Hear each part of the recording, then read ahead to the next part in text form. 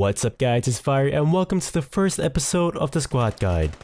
In this video, we're going to talk about how to become a better squad player. Hopefully, at this point, you have put in a couple hours or probably more by now. How can I become a better player in squad?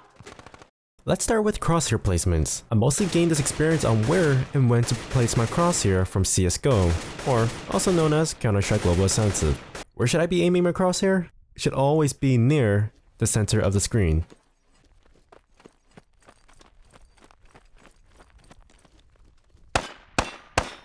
The most common mistakes of crosshair placements is aiming down. Now, even if you don't see the target, you have higher awareness when placing your crosshair near the enemy's head. I gotta go AFK for a second. I got one KIA, one KIA. Whereas aiming down, you would not be ready to fire as it takes a few milliseconds for you to adjust your crosshair.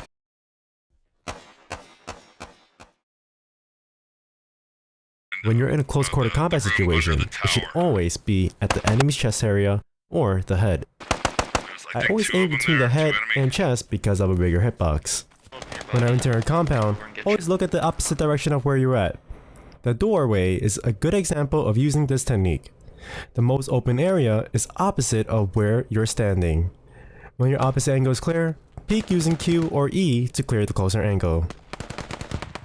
Be sure to also help cover exposed angles when moving along with the squad. If under fire, use the tree and rocks as cover.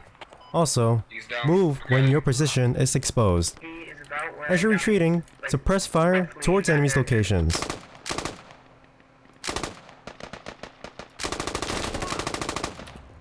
Yeah, I know there's a bunch of contacts around me. I just got 2 KIA, I think. Do not glue yourself around your teammates.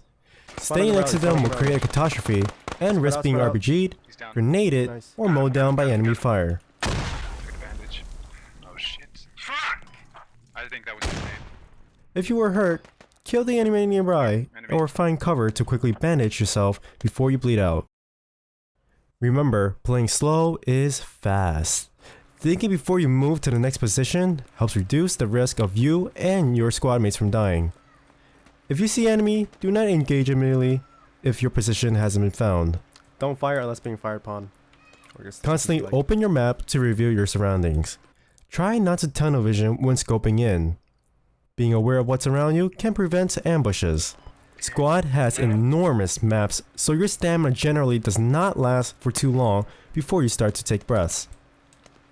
Be aware of your stamina bar, as generally you will need to run to cover when under fire. When you're prone, your stamina reset time decreases. If you're about to reach some contacts, walk when in the woods or when in wheats. This will save the stamina until you really need it. Stay close to the walls as possible. Exposing your body and not being able to find cover can easily overexpose yourself. Now, if you're one of those players that likes to run around solo YOLO style, keep in mind, this is a team-based game. You're better off fighting in a group than fighting by yourself. You don't want to be that guy. And by that guy, I mean that guy wasting the team's tickets. Follow the orders of your squad leader. He usually knows what needs to be done. When you work with your squad, you also work as a team. I got a whole squad coming up from the stream around F5. Keep that too. Right behind them. We're walking along the street right now.